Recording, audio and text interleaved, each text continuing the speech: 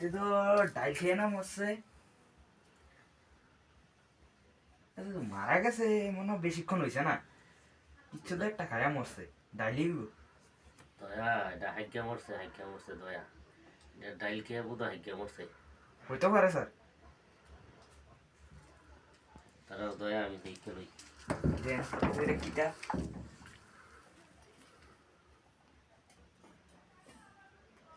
আরে স্যার আপনি যদি গুখাই লাইলেন, এটা কিটা করলেন? দয়া এই জন্য তোমরা এসি বইতে পারছো না, বুঝছো?